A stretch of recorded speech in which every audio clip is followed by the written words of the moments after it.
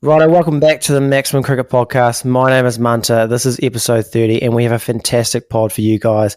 We've got Peter Younghusband joining the show to talk about his career, which started as a subfielder expert for Wellington, and then, of course, the Blackcaps. We talk about becoming a contracted player with Wellington at the age of 26 and the sacrifices that entailed. We talk about starting up a Grip Sock Company called Pyranha, who have obviously looked after the boys at TMC during this T20 World Cup, before Pete joins Coach Corner to answer some questions around leg spin and fielding. But first, we have our 100-game veteran now, Jacko, local celebrity Lugsy, fresh off a bronze medal at the Queenstown Half Marathon, you may have heard, and we have the exclusive with him. And, of course, we're going to talk a little bit of cricket, as this is a cricket podcast. So sit back, grab yourself your favourite shapes box and enjoy the ride. It's a yes-man maximum, the first of this contest. Oh, that is brilliant. It's a hero maximum. On the ground, down the ground, another hero maximum. Boys, big weekend for TMC. Jacko cracks 100 games. Lugsy got some silverware, and I got pissed at a wedding. So you had the best weekend then? Yeah. Well, yeah, it's big to differ. So, Jacko, we'll start with yourself. Congrats on the 100 games for Burnside. You told me off here it wasn't a great sort of day, but a great achievement nonetheless. Yeah, thanks, mate. Yep. No, definitely a cool thing to do. Join a pretty exclusive club. So, yeah, one of the cool things you can do sort of as a club man. So, nice to get it ticked off. And, yeah, as you said, we sort of played a T20 on a Thursday night in the gloomy, dark sort of Christchurch evening and lost by 40 runs. So, Doesn't that just sum up why we all have such a love-hate with the game, eh? yeah. Just It's a good leveler. Yeah, couldn't have been a more perfect setting. We batted in the dark. Yeah, didn't hit a dinger, but and missed a straight one to lose us the game. So lovely. That's just, you're picturing a beautiful sad day, maybe sort of 21, 22 degrees. Maybe you play another good side. We bowl first. I get a wicket in the first over. Yeah. Yeah, but no, you get a Thursday night, cold as buggery. You can't see the ball. That's your 100th. At least you had the built-in excuse for when you got cleaned up, just too dark. Yeah, having a dirty slog across the line had nothing to do with it to the short side. But, couldn't see it, so had to try my best. It was only getting darker, so you've got to score runs where you can while you're out there. So yeah. I think in your defence, you've tried your best there as a team man. And it was going to get pretty dark in the next probably 7 balls that were left in the game. So had to get it done then. Beautiful. Lugsy, I know you've been chomping at the bit to talk about your run even more. It's not third place, no joke, and particularly no joke considering your extensive diet, amongst other things. Run us through the run and then the weekend. Yeah, thanks, mate. No, it was actually went surprisingly well. Been sort of, battling a few niggles with the hamstring. That's been a bit of a problem for about 4 years now. So I'm always a wee bit worried that's going to completely blow out in one of these runs, and I'm sure it's coming. But yeah, just got picked out a nice crop top and sort of picked out a beautiful playlist. And once you've got that combo going, the gun goes off and you give it a crack, and you hope the right songs hit you at the right time. Sort of as you get to those, the last few Ks, you really need a couple of fizz-up beats to get you going, and they all hit me at the right time, and obviously, got over the line for third. And then Saturday and Sunday sort of really left it all out there on the celebrating. Basically woke up Sunday, it was about 5 to 6, the rugby was about to start. I wasn't feeling too hungover, but I could see it coming, and I thought, I'm not going to deal with this hangover today. I'm going to delay that another day, and we'll just make this a piss trip, huh?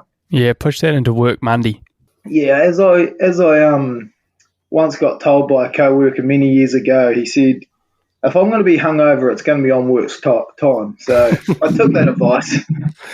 Mate, I wish I took that advice, because obviously, we had that wedding, and I definitely pushed the boat out a bit too far. It was our first night without. Oh yeah. First night out, well, that both of us had without young Harvey. Obviously you got the open bar and got a little bit carried away. Fair to say, I had the interview with Pete scheduled at like 9 a.m. and it's fair to say I slept through that. So Oh no! I had to reschedule for today, but no, we're on the lookout for a new sponsor, are we? Fuck. Rana is not on board with the Maximum Cricket Podcast this episode. Obviously, we're massive professionals here at TMC, so was good to. Luckily, he's also got a wee nipper, so he kind of understood me. But if we don't get any more socks, you know why. I tell you, it's a damn good man that can avoid the open bar and not get completely carried away, isn't it? It's too big a temptation for Cromedy, I'll tell you that. Oh, it's absolute dangerous. No one's having like 4 beers in open bar and going, wow, shit, I'll just hold myself there. Yeah, better men than I. It was the red wine combination. It was the beer and the red wine combination. Probably like rookie mistake, but these nights don't happen that often.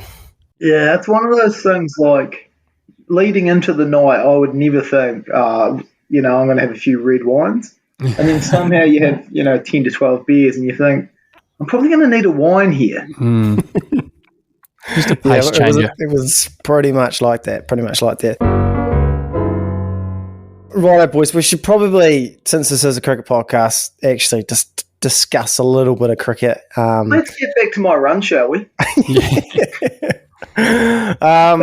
It is a sort of a good segue. I was talking to Jackson a bit off here about how it sort of defies belief how Lugsy can run the way he does with his diet, his sleep schedule, and it's similar to how the hell Sky hits the ball in ridiculous areas. I mean, people always compare the two, but I just thought I thought I'd come out and say, you've got possibly the greatest compliment I'll ever get.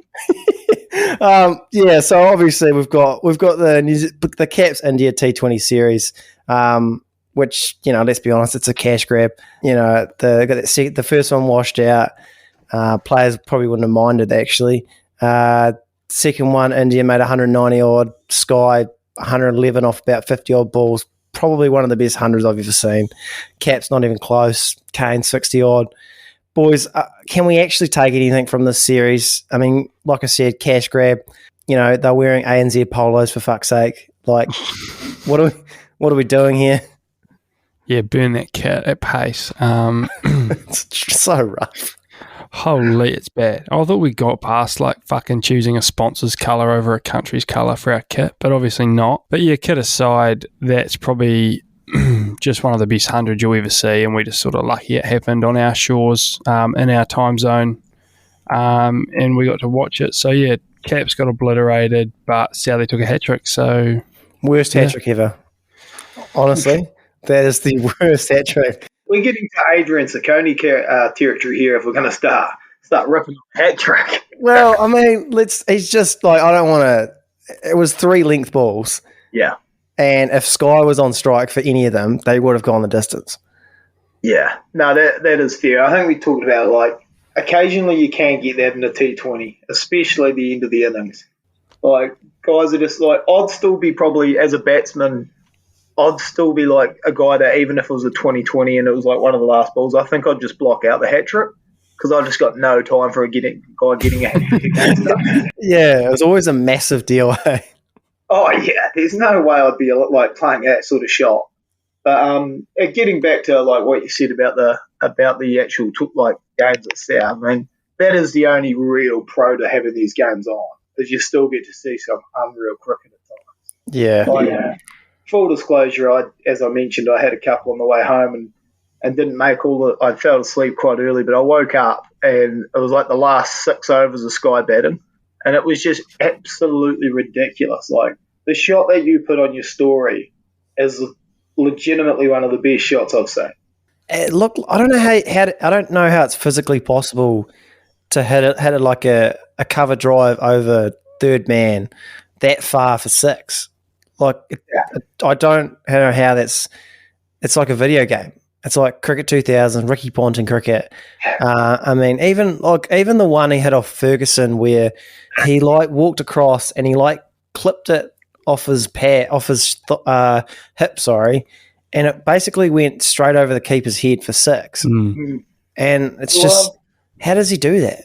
I just love, and I love it in any sport, when like elite players make other elite players just not look that good. Like when he's out there batting, and with like he's running in and CRV, etc., and like he's just making them look like club cricketers, like genuinely playing any shot he wants all the time in the world. Yeah, like the way he kept hitting Santner and Sodhi over deep cover, just like at will, was like quite like it's one thing to do it once or twice, but he did it about, I would say, 4 or 5 times, just basically whenever he wanted. Yeah, and over cover is just something else, isn't it? Like you can sort of see a guy like anyone can slog sweep one over cow, sort of 3-4 in a row and have a streak, but to go over cover like on repeat just as another level, isn't it? Yeah, and you could tell that they had us rattled, because I guess like the only complaint we'd have with the field was the bowling plan didn't seem to line up with the fields. Like you look at that last over from Ferguson, like with that shot over third man, he'd already hit 3 other shots through third man, and you got Lockie bowling wide of off stump with only one boundary rider on the offside. That's easy pickings for anyone. Let alone someone in the form of Sky. So I guess that's something we could take away. We've got to, regardless of how good someone is, you got to at least have a bowling and fielding plan that lines up, I guess. Yeah, and I think like that's always what, like, I'm sure Jacko can probably speak to it a bit more as a bowler, but like if you've got a plan and you hit your plan and he's just too good, you can sort of accept that. But if the plan's not even lining up, where like your field's not matching how you're bowling, or you aren't on the same sort of, you and your captain, the idea of what the plan is, that's when there's a real problem. Yeah, 100%. Like if you're getting hit over fielders' heads for 6, like fair enough, you can definitely cop that in a T20. But as you said, like you've got 5 out. It's when it's going over places there where you have no one on the fence. When it's going through there for 4 or 6, that's when you know, like as a bowler, right, like I've missed real bad here.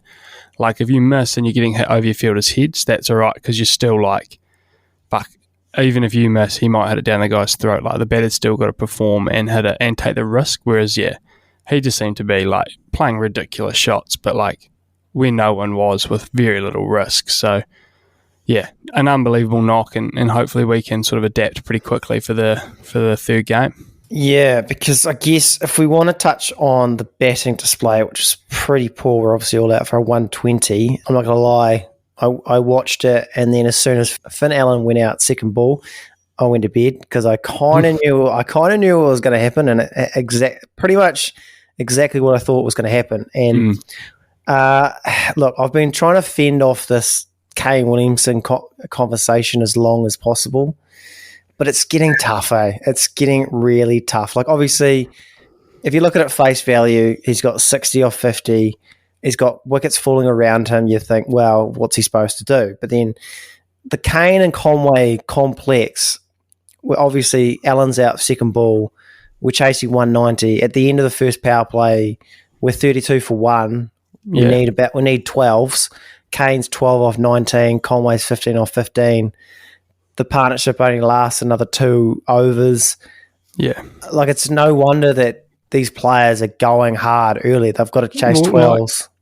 If you look at it, we've got Kane and Conway have got 75 off 72, essentially, haven't they? No, sorry, 86 off 72. So they've left about 110 off like 50 balls. So, like, fuck, you can't ask everyone to strike at 200. Like, Glenn did it for 6 balls, and that's fucking it. Like, putting so much pressure on Glenn. Oh, yeah.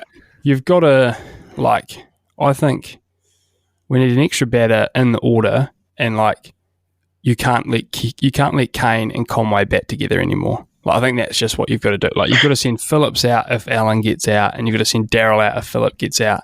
And that's just like how it has to be, because when they bat together like that, like, they're either pushing the run rate up, or whoever they're batting with, they're asking them to do such a massive job, and it's just not quite, like, it's not working. It didn't work in the World Cup, and now it's not working at home. So Yeah, when is it going to work? Our bowling attack is not good enough to just get 150, 160, and it's even worse when you know you got to chase 190. But like we don't have the attack that Pakistan has, where they can defend basically anything. So we've got to, like you said, Jacko, got to get that extra batter in somewhere that allows these players to go harder, go early, because they're putting too much pressure on Finn Allen at the top. He's got to go nuts. And obviously he's going to fail more often than he succeeds. And when he comes off, it's great. But then, like we said, like you're leaving 100 or 50. You need Glenn Phillips to do ridiculous things every time. He's probably going too hard in his innings. Like he goes hard early, and then he's got to keep going. I just don't think he should have to do that, because even Sky, like he was 11 off 10 to start with, so he actually sort of eased his way into it. He was like 50 odd off about 35, which is not like outrageous, and then he launched. But if you need 12s, like 14 overs out, you just can't afford to do that. Yeah, if you basically from ball one, every second or third ball has to be a boundary, and you've got to get ones in between. Like it's tough for anyone with 5 fielders out. So yeah, I'd like to see Glenn bumped up and bat at 3 a bit. Just give him more time in the power play. Then he can play with a bit more freedom, and he doesn't have to take risks to get himself going as much. Yeah, and I think if as we talked about like during the World Cup, I think it's just that it's that one level down of slowness to Kane that's the problem. Like as you said, like Sky 50 off 35, you can almost accept that. But it's 50 off like 49 and 50 off 45. That's like really creating a big job for these guys. And like having an anchor role in T20, there is still a place for it, but it's when you're putting so much pressure on, like leaving too much work for these guys. We're oddly like already so reliant on Finn Allen, and as you said, like to get us off to a start at least. And as you said, he's going to fail more than he's going to succeed. And it's like they made a bit of a point of it last night, because he got a lot of press in that in the World Cup. But it wasn't like a great World Cup for him by any means. It was sort of a coming out party in that regard, but not like even for him. I'm sure he wanted more performances where he batted longer, or even just a couple more starts. So like we're putting a lot of pressure on this guy that's so fresh into the career. Wow, yeah, that's a good point, Lugsy, because like speaking of sort of putting more pressure on Finn Allen, we've got, I guess, the complete dropping of Guptill from the ODI squad as well as the T20s. I can sort of get it with the T20s. They want to give Finn Allen, I guess, the keys, but the ODI one is probably something that I'm still struggling to deal with. I just feel like it's a top 5 ODI player ever for New Zealand. Like he's definitely in that conversation. Yeah, and I think like there is a certain like level of player that earns the right to like go out on their own terms in a way. Like Birmingham now isn't winning us the World Cup in like next year. Like our best chance to win the World Cup next year is actually for Guptill to have sort of like one last hurrah. And if he can decide that on his own and he gets prepared for that, that is probably going to free him up, and he's actually going to like build up to that. Whereas like Birmingham here, it's like, well, what are you saying? Like, is Guptill done now? Like, what's his way back into into the one day side, and what's his way into that World Cup squad? Like, is he going to be that motivated to go and be fucking 14th man at the next World Cup and hope someone gets injured and maybe run Estonia out? Like, no, he's not. He's not really going to like fizz up for that, and he's had too good of a career for that to be sort of our last memory of him in international cricket. Yeah, and I guess the only thing we don't get the privy of knowing is what conversations are being had behind the scenes. You'd hope with a guy like Guptill, they're sort of handling and doing all the right things behind the scenes, and in talks about what is the pathway forward for him. Because as you say, it's not like anyone's. What Finn had that one game in Aussie where we're all impressed in that last one dayer, but it's not like anyone's really knocking the door down, is it? Like it's not like he's already scored a couple of hundreds in international cricket and the writing's on the wall for Guptill. Like there's still a genuine case to be made that Guptill's our best choice. So just hope there's conversations being had about like what the future's looking like.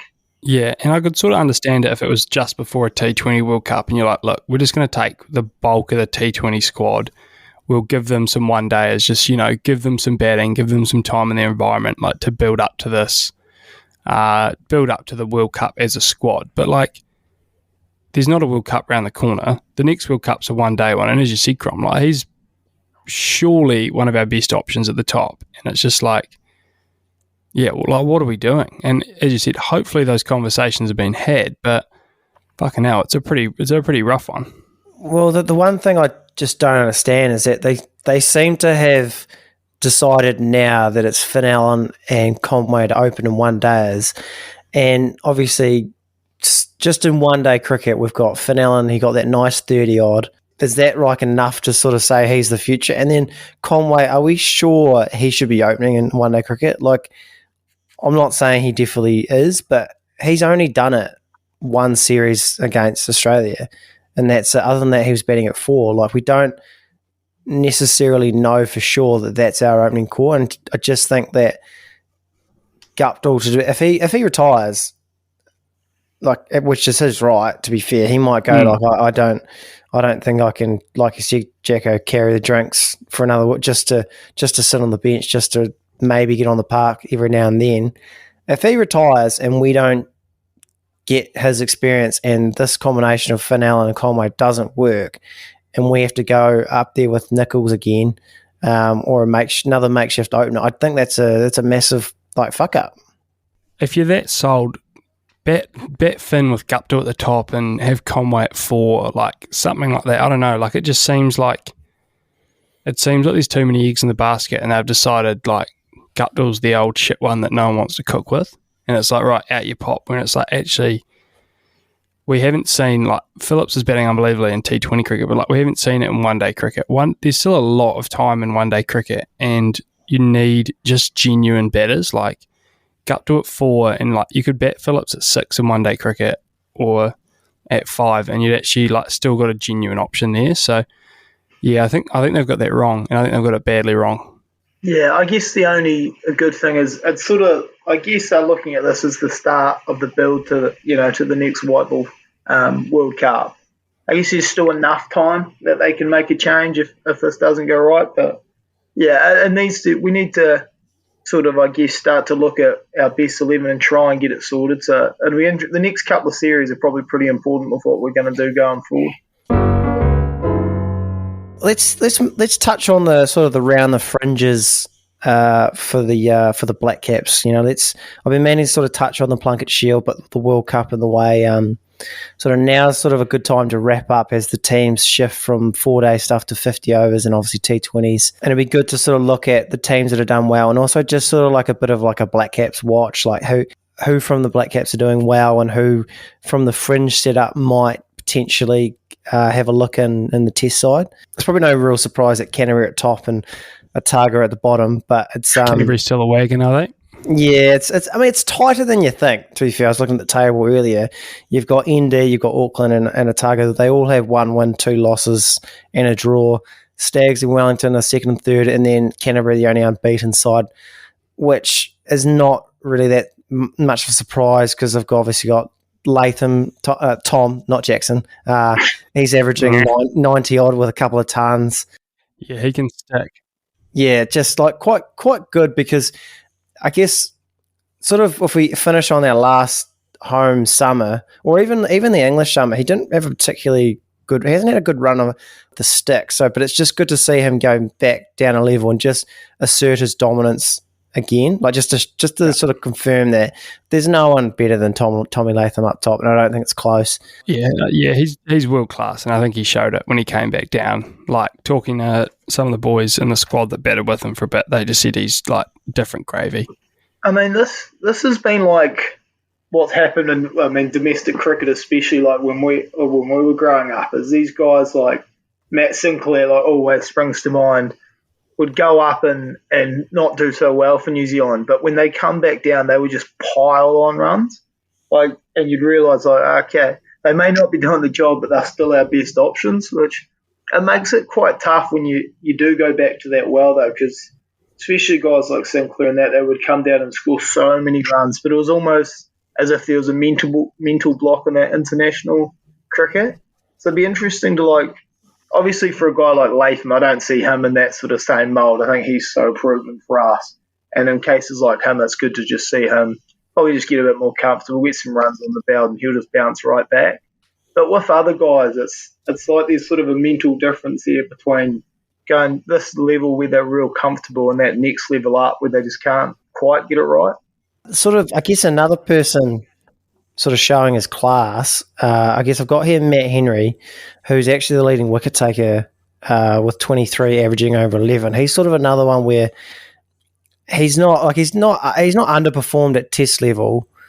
He's sort of done a job, and he's had some good performances, some not so good performances. But just for him to go back to Plunket Shield and just boss it to basically confirm, there's a reason he's always in these squads.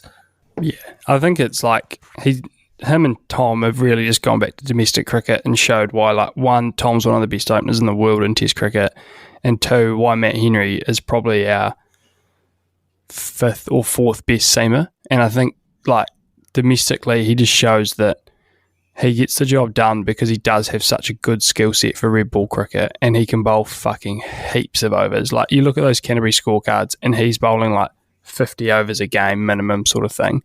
So it's not like he's just ripping through and having a great spell. He's just consistent over a long time. And I think it just shows he's probably been unlucky. He's always had sort of spot starts in international cricket, or he just hasn't the selections around sometimes when he's played, just it feels like it just hasn't been quite right. I remember Aussie when he played over Southie in the third test at Sydney, and it was we just want to see someone a bit quicker. But it's Sydney's fucking low and flat, play two spinners. If you're going to do that, pick him at Perth, where it actually matters. So yeah, I think he's just shown his class and why he basically is in every test squad as bowler number 5. And it's just a shame that he's in the Southie bowl era that he probably hasn't had that opportunity to really embed. Just bad timing, eh? Because I think if he was embedded into the test side for years, he would be his record would be just as good because he's just as skillful. It's another guy Bracewell. I always sort of look at the same. There's probably another time where he's actually, got a lot of I mean, it's some of it in the earlier days has been his own fault, but he's always pretty consistent in domestic cricket. And then, I've got him. I was going to bring him up later on, but I've got him. He's taken 20 wickets at 17, and he's still one of the best bowlers we've got. And like you said, he's just unlucky, I guess, that he's in the Southie era. He'd probably, in a different time, he's probably find his way as a bit of an all-rounder as well. He's still handy enough with the stick, and just another sort of victim of the time we're playing him.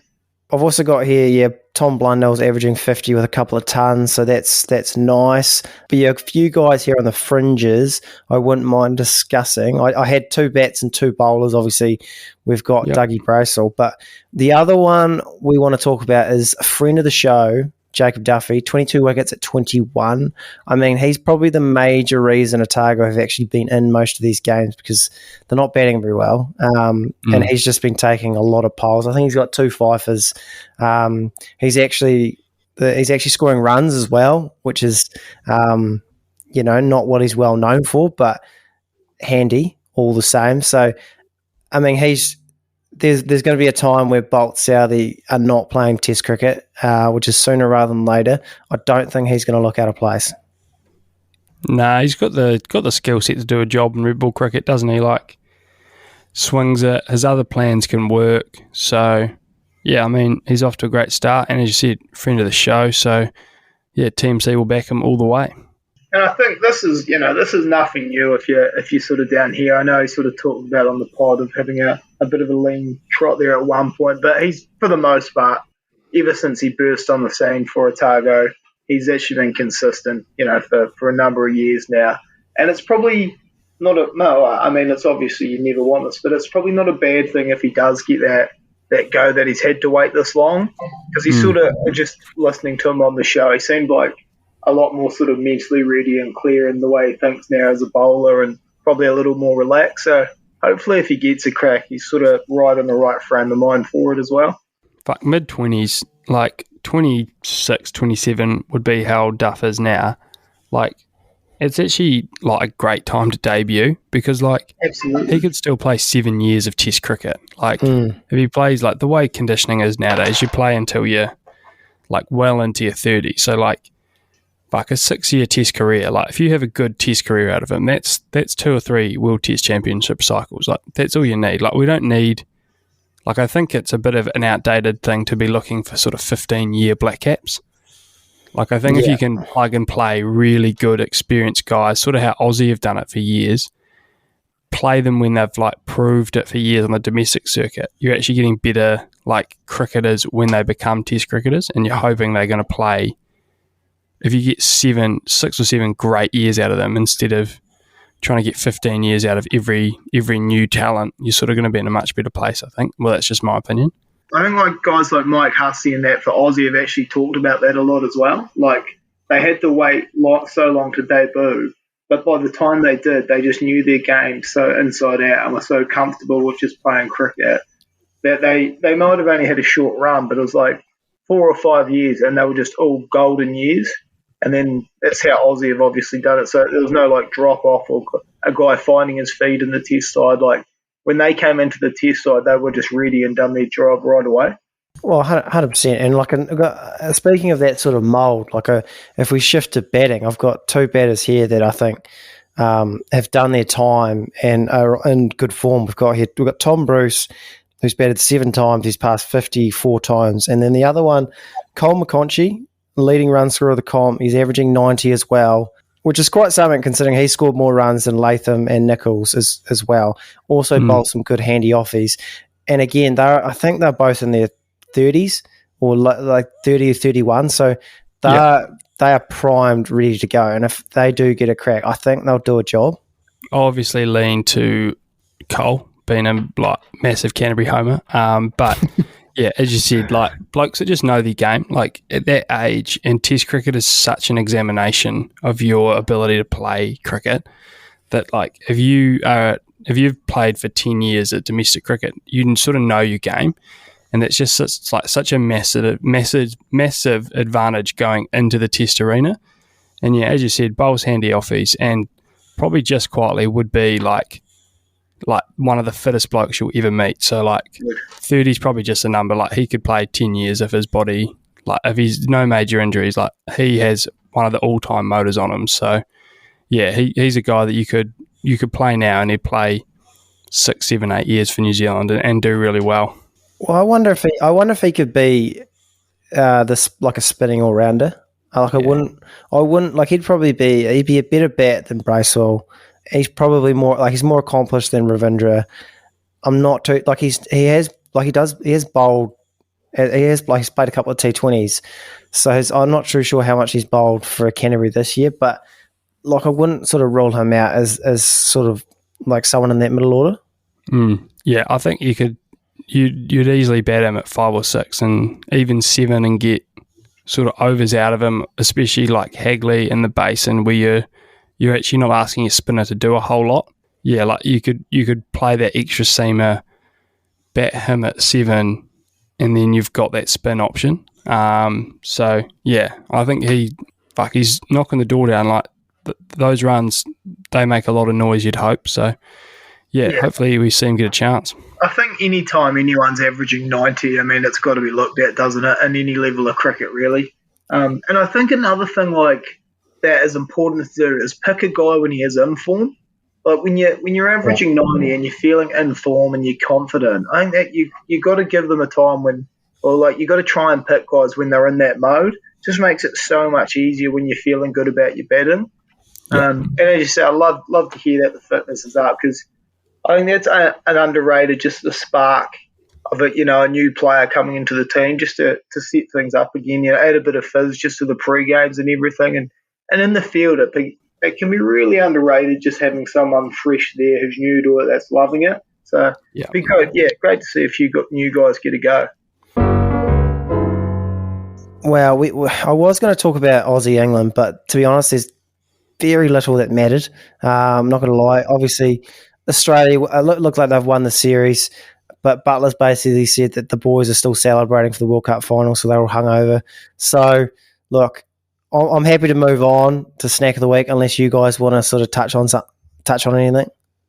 Nah, I mean, and like England's, they're hungover for this series, and the other half of their players are at the fucking F1. Like, they do not give a Scooby about this series. I mean, it's handy enough. You know, they're just playing. The tournament was in Aussie. They're still in Aussie. Why not chuck a few games in, see if someone can get a good ton, or a couple of boys can, you know, make a good performances and something can happen there. But I mean, they're still basically in bender mode, aren't they? They're not. Yeah. Cricket's not priority number one currently. Nah, they've actually gone, we'll probably win this World Cup. We want to keep the party going. Can you just schedule 3 games? Yeah, how can we stay in Aussie a bit longer? Just if you could get them real close to the Goldie, so we can like hit the Gold Coast and those sort of places like in between, that'd be great. Thanks. Perfect. Right, we'll leave it there, boys. Righto, welcome back, team. We're very, very fortunate to have another great guest today. This guest has multiple seasons under their belt for Wellington now, as well as a few Blackcaps games to boot. Okay, that might be a bit of clickbait. You have to tune in later on to see what I'm talking about. He is, of course, a leg-spinning all-rounder, an incredible fit fielder, and is also the founder of Pyranha Grip Socks. Welcome to the Maximum Cricket Podcast, Peter Younghusband. Thank you, team. Very, very happy to be here. And how have you been, Pete? You've just recently finished up with some 4-day stuff. Yeah, no, we finished 4-day stuff. A little bit up and down, obviously, for the Firebirds. We had a rocking start with quite an understrength team. Had a good win against ND, and then it's fair to say we got bent over a little bit in the following 2 games. But then, a nice win to finish the 4th game off up in Palmy against CD. And I see you took a wee pole at the end there, and it doesn't matter that it was caught down the leg side. It's still in the scorebook. It's court keeper bowled Younghusband. Yeah, it's the problem with getting your games video nowadays. Hey, you can you can see exactly how the dismissal happens. Yeah, scorecards, you'd be like, yeah, no, beautiful, turned it away, slight edge. Yeah, not the case. We'll go back to the fact that you've played for New Zealand, I guess. Yes, of course, it was as a sub fielder, but not many people can actually say they've pulled on a Caps jersey in a game, and not many sub fielders actually travel with the team. That's for sure. So this was way back in 2014, was it, the Indian tour? How did that even come about? It was interesting. I wasn't even contracted at that point, but I spent quite a lot of time around the Firebirds setup, just net bowling. I really wanted to get in there and show my face, and, you know, if you're always there, you're sort of front of mind as well for those A's games and all that. And that was my real drive to get into the Birds. And then it was more just joining in the fielding and stuff like that. And slowly coaches realised this bloke's quite good in the field. And the next thing you know is I got sort of pulled into the odd 12th gig when home games. And of course, when someone comes off the park, you're on. And I just happened to do a few good things for Wellington initially, and word got around a little bit within the Wellington setup, and I ended up travelling for the Firebirds for a whole Ford Trophy campaign as a 13th man, basically fielding, and then that just worked its way up to the Blackcaps. Basically, I got on and ran the drinks more so, and then sure enough, Jesse Ryder, that particular series went down in the very first ODI with a hematoma and couldn't field, so I did the whole 50, and mate, honestly, the rest is history. I took a catch, fielded really well, and Brendan McCullum at the time loved having me around, and he asked Hesson if I could hang on, and I ended up travelling with them. Yeah. It's quite the story, and I tried to find some footage of you in the field, and the only one I could find was a catch of Coley. Was that your first catch as a subfielder? Yeah, that was my first one, and that was such an experience. So that was the game, where I basically got told I was doing the whole 50. And I was packing the day, and I was going out there. It was pretty much a sellout at Westpac. Yeah, would have been. Yeah. I took that catch, and 48 overs in, life was amazing. I didn't have a name on the back of my shirt, obviously, and every time I touched the ball, the crowd went nuts. They had no idea who I was. And I was sort of looking around and I was like, oh, yeah, geez, life's good, eh? And man, what you don't know is I actually got a sky that game in about the 48th over. Matt Henry on debut, he was on like a 3-4 or 4-4 at the time. Yeah. And I actually spilt one right at the end as well. So, yeah, that doesn't quite make the highlights packages, but I spilt a catch as well that same game. No, that's a good way to think about it. Just remember the good times. But I guess you sort of touched on the nerve levels, and you obviously some mistakes that catches. Were there any other sort of mistakes that came about because of nerves or anything like that? No, I was quite solid, to be honest. I remember sort of having a bit of a moment where I kind of was like, you know what, bugger it. Like, I'm here. I'm an absolute no one. I've got nothing to lose. Wow, that's true. In my head, I was going, I've got nothing to lose, but don't drop a catch because you could drop the game. But you just try to trick your brain into thinking, that you're all for it. But what the best part, once you get that first touch, like, you're actually away. And fortunately for me, the first touch, that game was a big sprawling dive, and I saved 4 runs. And then when you do something like that, like, you're away. Eh? What you don't really want, I suppose, is just like a pretty simple one straight towards you, and then you've got to hit it into the keeper and you with no backup or something like that, Yeah. No, that's awesome. And obviously this was the Brendan McCallum era, the Mike Hesson era, and it was only sort of a year away from, guess, one of the sort of great World Cup runs from the Caps. Did you, I suppose you were pretty young, you were sort of in and around the group, but did you get any sort of sense about, like, this team is different than any other team, any other Black Caps team we've had before? Yeah, definitely. Well, funnily enough, like, it's not when it was about 2012, Mick. So actually, my first ever subfielding gig was about 2012, and I was just at university in Canterbury, sort of in the wider setup there, bowling, and I actually got asked to fly down to Dunedin and do a test match down there. This was 2 years earlier, and this is when, like, the likes of Tory was skippering and stuff. Yeah. I flew down for a test match there, and yeah, again, similar sort of situation. I ended up staying on the park for about 2 sessions once, and that was my initial introduction to the Black Caps environment. And then, fast forward 2 years later to this one, where it was quite a different environment with McCallum at the helm, and I just fell in love with the setup. Hey, it was kind of like, McCallum himself was unbelievable in terms of the way he just brought you in and you felt like part of it. He didn't make you sort of just sit in the corner and fill up drink bottles in your spare time. He really, like, he got you in, he got you into huddles, he blurted out your names and stuff during, like, little, prep talks and stuff like that. And you're kind of sitting there, you're like, oh, geez, like, wow, like, this bloke's really inclusive. It was a hell of a sort of insight into how the team was working at that point. Yeah, because I remember having a conversation with Ish Sodhi about McCallum, and he sort of described him as he would, like, wind up Ish himself like a toy and just let him go.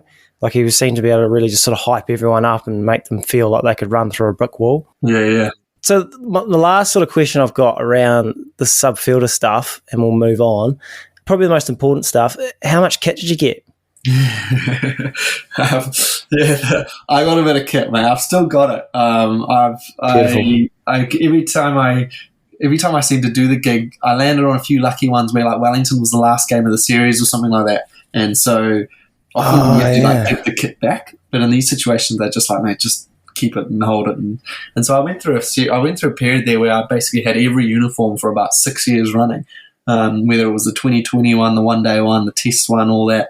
And I was lucky enough to do Brennan's last game, his last ever test match down in Christchurch. I got flown down. And I actually ended up with his top, mate. The last top he wore. Jesus Christ. Test cricket. His full outfit. I had his trousers, I had his top. He just threw it on the ground in front of me, and I kind of looked at it and I was like, should I grab this? So I did, mate. And the worst part, the biggest mistake I ever made is I washed the top. And I can't believe I did, mate, because it smelled like durries on the front and then like his clothes on the back. And I washed it. I've still got it. And it had like a few grass stains, and they were probably the only time I could prove that it was last top, because you could look at his photos. There's so much media coverage that day. You could see every little stain on his outfit, and you could probably like point out like, oh, there's a little bit of grass on the elbow. That is the exact top. And I wish I never watched it, but I've got it. That is one of the best scores you'll get. And I'm not sure if you have a wee pool room or a trophy room, but I'll tell you what, you could set up a nice wee area down the line for sure. One day, mate. One day when the house is big enough, I'll certainly do that. Yeah. So we'll move on to your playing days, because I think, as you touched on, you around this time you weren't contracted, but had you played for Wellington yet? No, not quite. I was in the system. I was playing through the A's and stuff like that. And it wasn't far off before I did debut. I think I debuted in the 2015 season. So it would have only been a year or so later. But yeah, and then even then, once I did debut, played one game, it was still another 12 months after that when I finally actually got my first contract and went into the setup and played more games from then, yeah. Because how old were you when you got that first contract? I was 26. I was a bit of a late bloomer, yeah. Yeah, because it's an interesting sort of story, because I guess it's not like a young prodigy like a Finn Allen where you're like destined to be a pro cricketer forever. And I guess, did you feel any pressure around that time to go and get a 9-to-5 job, or was it just like, this is what I know, this is what I'm going to do, and I'm not going to stop until I get it? No, mate. I reckon I was. If I didn't get that contract, I reckon I would have not binned off cricket, but I certainly would have stopped the whole training, run off to do some coaching work. Only have 3 part-time jobs just so you can make trainings. I certainly would have stopped that. And I was very close to actually doing that, because the first time I landed a contract, I got told that I'd missed out by one place, basically. And it was when Wellington Firebirds signed Hamish Marshall. And that kind of it was almost a straw that broke the camel's back, I was like, oh man, like I've dedicated a lot of years to this, and I was kind of like, I just can't do it anymore. So probably the biggest disappointment then, and I remember just being like, I just can't do this. I have, like you say, I have to go find a proper job. I can't just live off scraps. And then Marshy became ineligible for a contract here because his contract in England, which he was playing as a local, overlapped with where this one. So you couldn't obviously be a local in both countries. And in that moment, mate, it made him have to drop the contract offer and opened up the other one. And because I was next in the pecking order, that's when I landed my first one. So I got a call maybe 3 weeks later being like, hey, sorry, I know we told you got one, but you didn't get one. You've actually now got one. And that was just like, wow. Like at the time, I just couldn't believe it. It was kind of like so lucky, and it was the timing of it couldn't have been better. I mean, if that's not a sign, I don't know what is, because like I'd imagine just the weight sort of going off your shoulders at that point. Massively, yeah. It just the ability to train carefree without any money issues, I think is just the biggest. Like I have a lot of like admiration for guys that do give it a big crack, and I see a lot of the guys coming into even our net situations now, and then you see them quickly having a shower, getting their number ones on, and off they go to their corporate jobs. And I've been there, done that, so it's not like I have no idea what they're going through, but I certainly do. You sort of touched on just how you sort of trained while working at the same time, and I guess like for a lot of people around that sort of age setup, and as they get older and as the pressure gets on to get a job, how did you train like a professional in that time without being paid like a professional, I guess? Voluntarily, I guess, is the only thing. Like you just, it's all your own drive, and mate, you just got to find ways, eh? I guess it's the dream of sort of like playing eventually is what sort of keeps you going. there was certainly a period where it felt like you weren't really appreciated. It's the hardest place to be. It's probably one of the worst places to be in a cricketer's journey, is when they're on the fringe. I hated it. I hated being on the fringe, but that sort of like dangling carrot just keeps you going, I suppose. Yeah, no, it's a cool story, and I guess fast forward to now. So how many seasons with the Firebirds have you been? I think this will be my 6th or 7th now. 6 or 7. So you're a bit of a veteran, I guess you'd call yourself. And I spoke to Nathan Smith a while ago about the culture of Wellington cricket.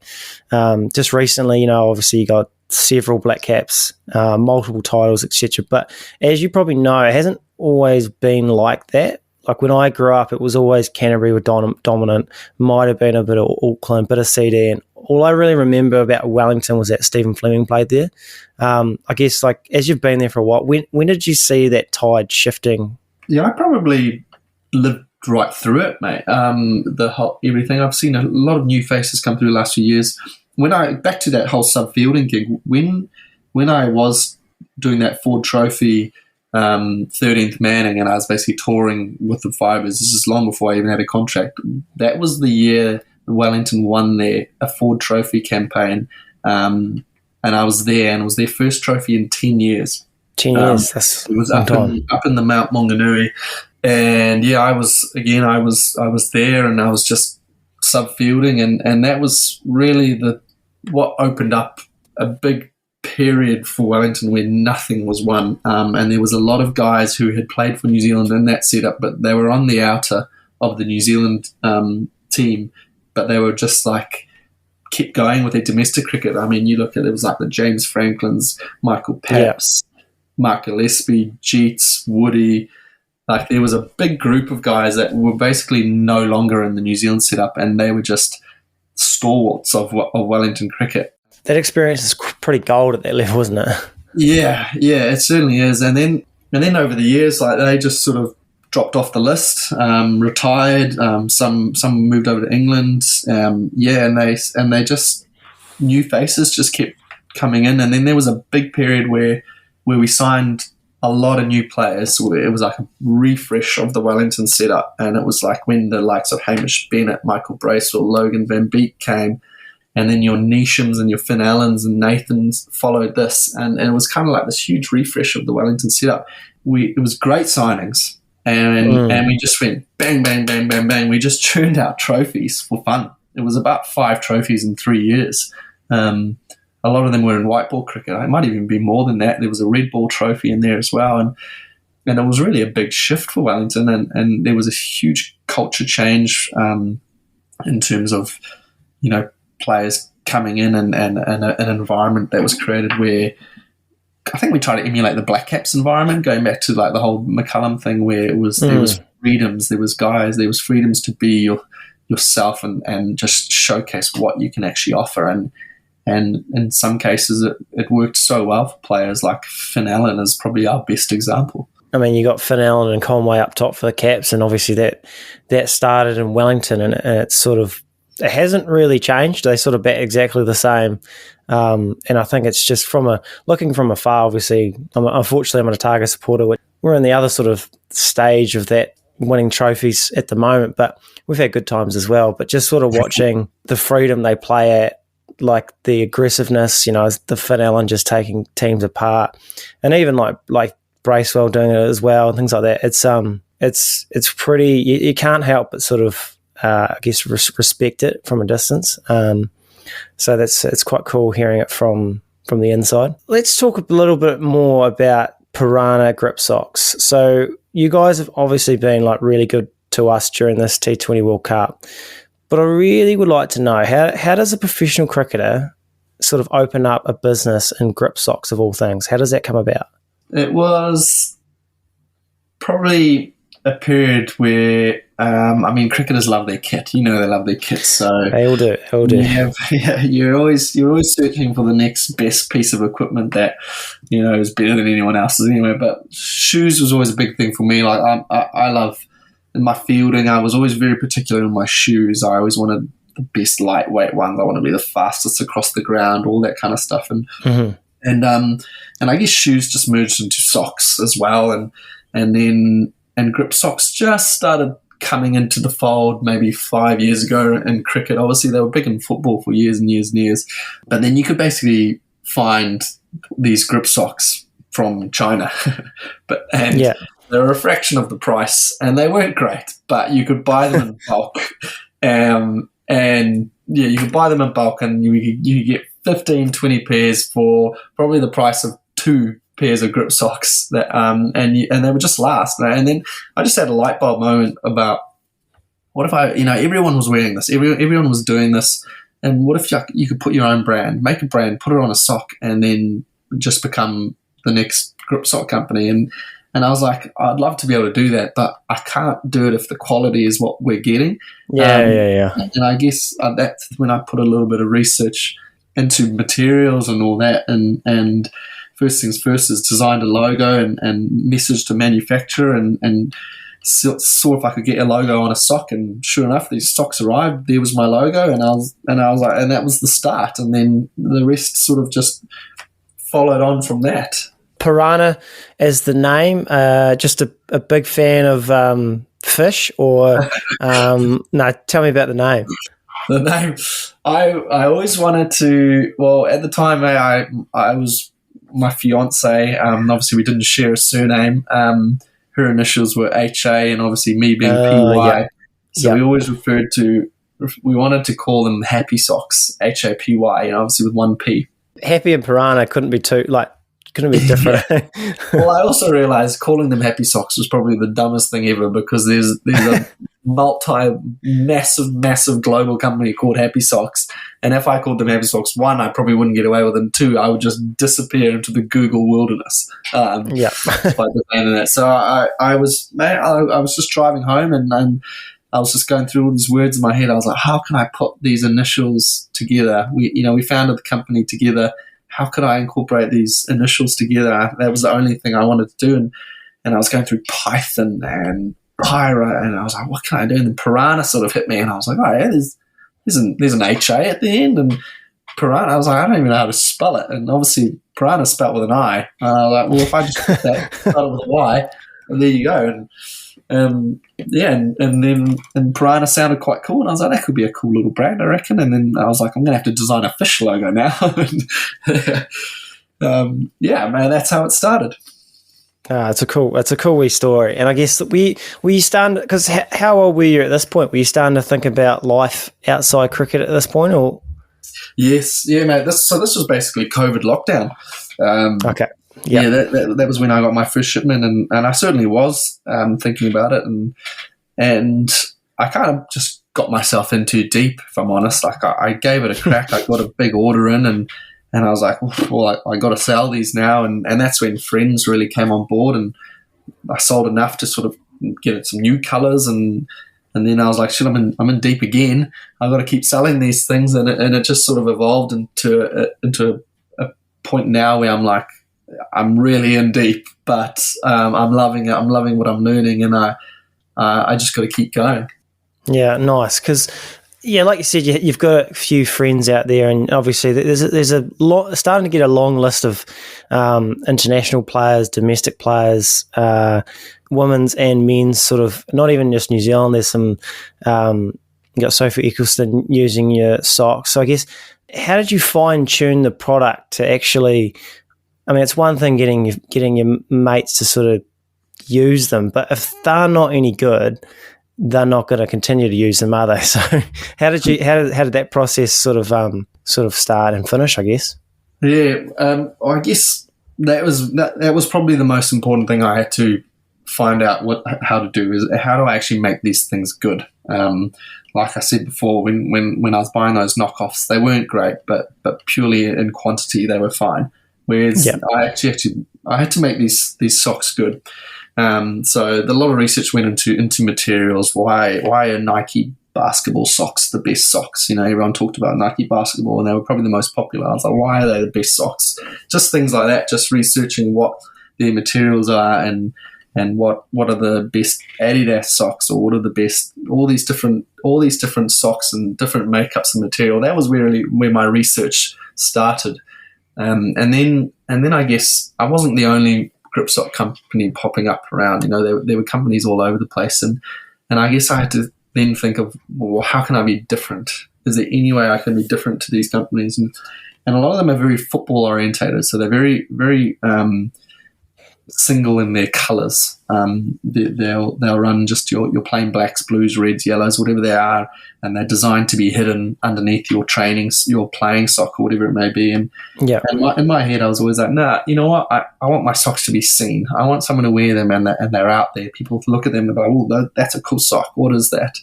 And that's why I designed this sort of street style element to it, where I wanted to, I want my socks to be seen. And unfortunately, I chose cricket, which is possibly the worst sport in the world, to try get some photos of socks. But the old pants issue. You don't want to see too many shorts. But it is my warm market. It's my warm market. I'm very fortunate. I have access to great players, and to get their trust in the product was probably the biggest hurdle for me to overcome, as opposed to, like you said, just being a mate. And there's only so long they'll use a pair of socks until they're like, mate, these aren't that great. We'll probably move on. But I had to earn their trust. I had a few guinea pigs along the way in terms of friends, just giving them some pairs and be like, try these out, try break them, do whatever you can to mess them up, basically. And that was how I really got my quality control. I personally, I've got a pair of socks, and I'm not a professional athlete myself.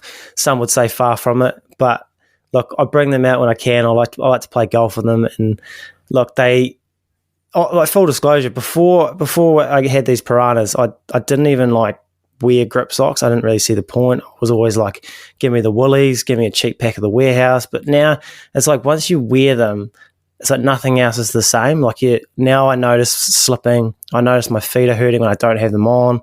And obviously the most important thing is they look good, because that's, having kit and just looking good, they're the most important thing. Cricketers like to look good, as you're well aware. So, like I do recommend the public go and have a look at them. Starting today, you will play like winners, act like winners, and most importantly, you will be winners.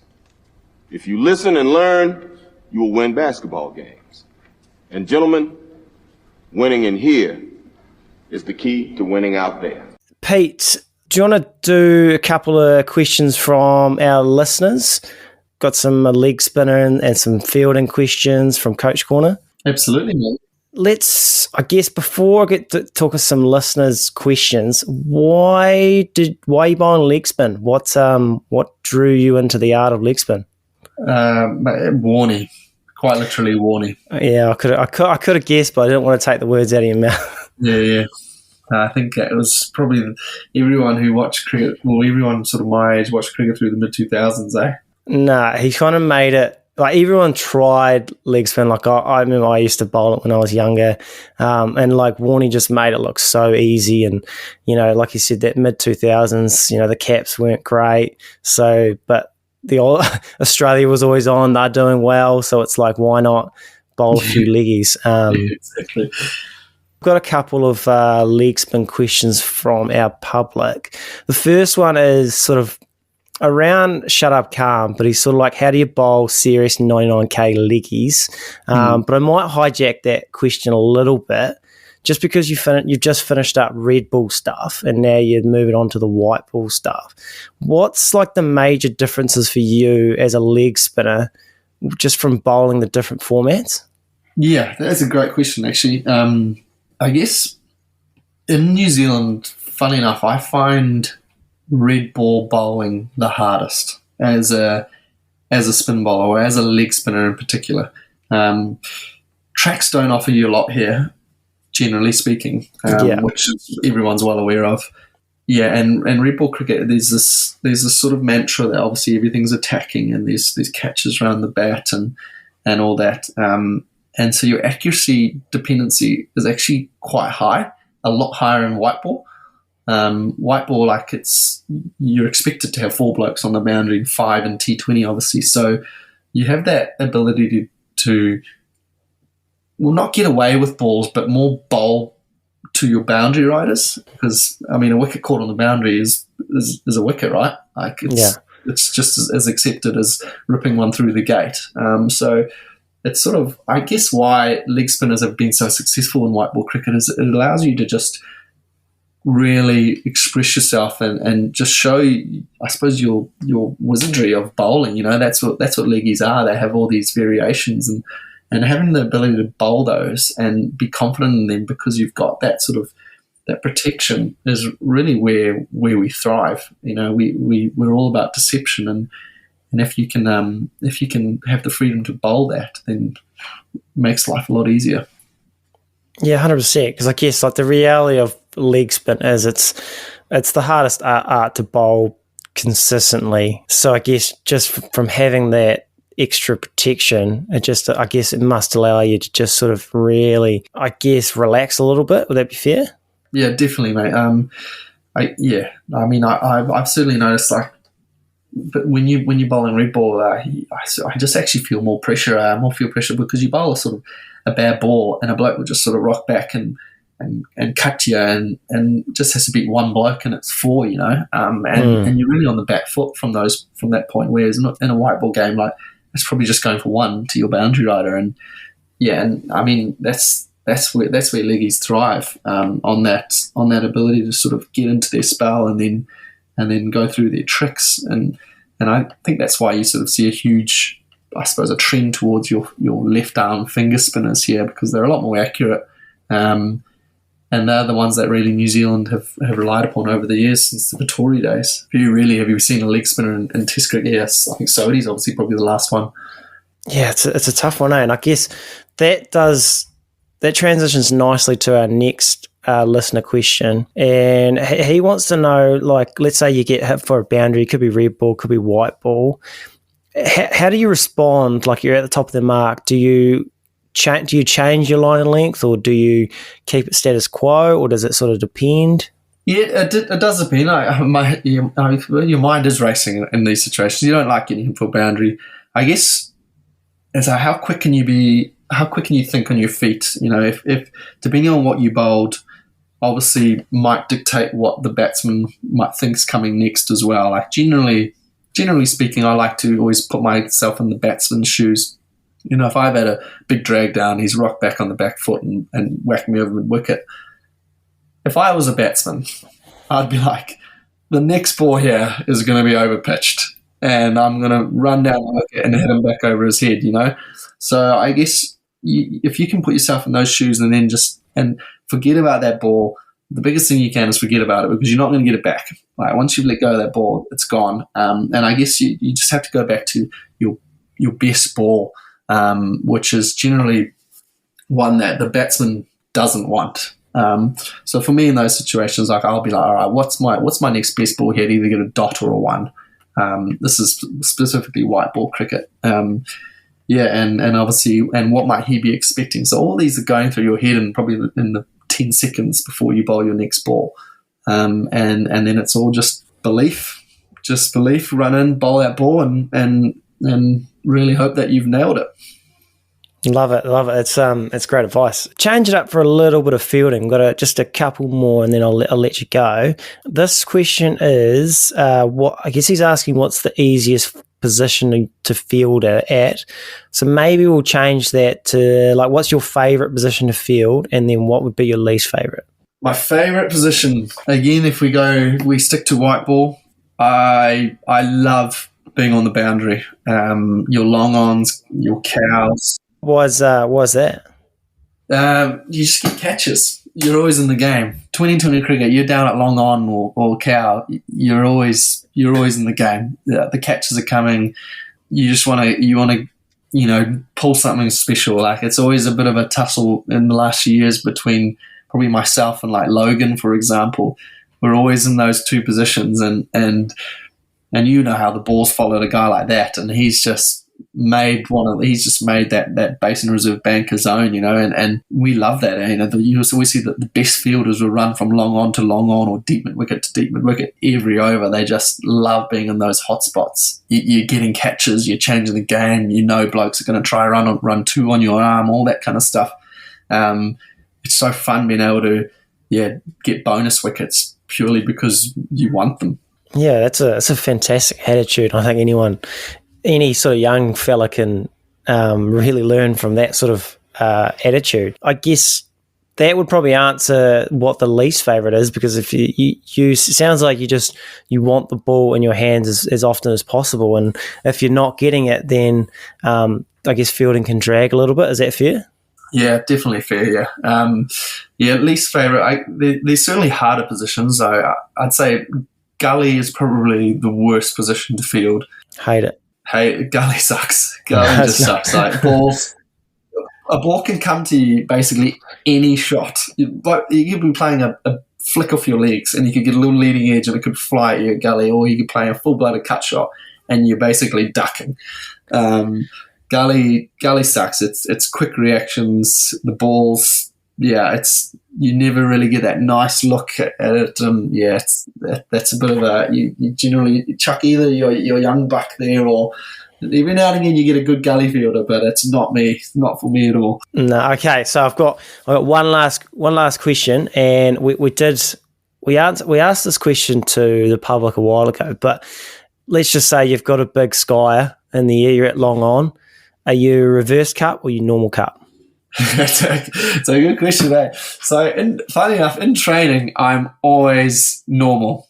Because I find there's no pressure. But I remember I got a piece of advice once, and I don't remember where I got it from, but someone always said to me, you get a skyer, catch a reverse cup, because you always get a second chance if you mess it up.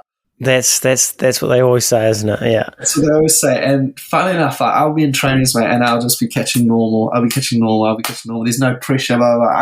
I get skies in games, and I always go to reverse cup. And it's just a reaction that I do.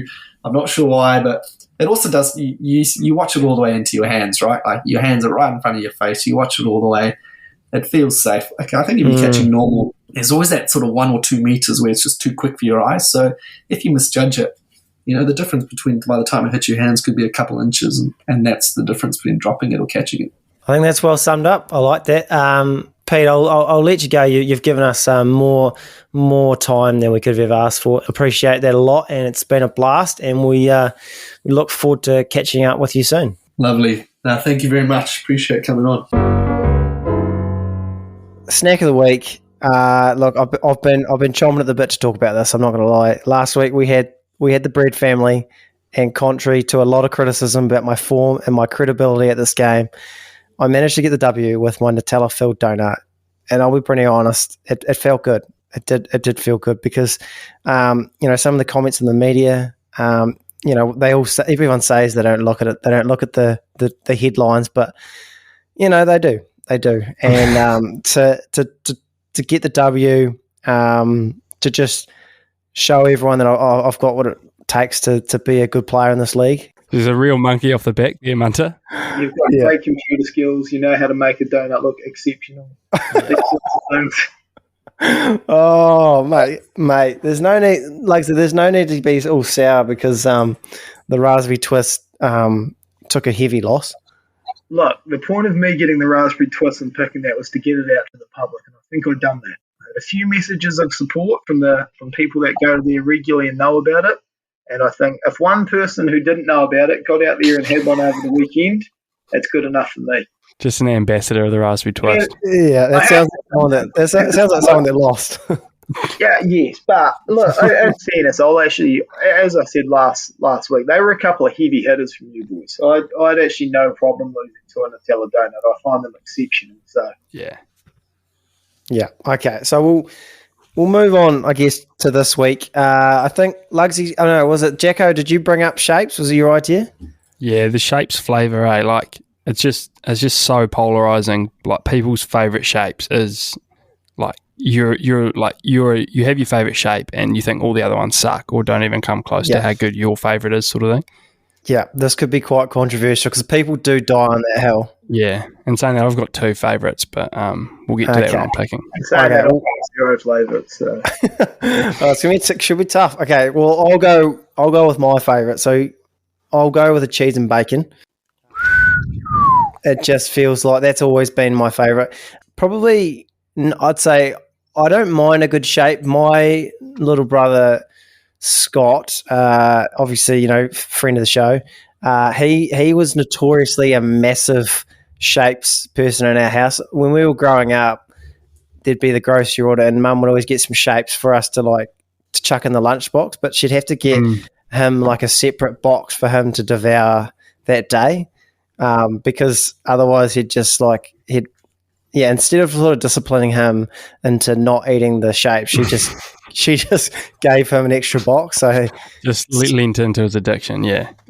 So I get cheese and bacon for me. I don't mind I don't mind the rest, to be fair, but cheese and bacon's probably for me. A staple in the lunchbox, those sort of 15-pack or 12-pack, 3 packs of your 4 different flavours.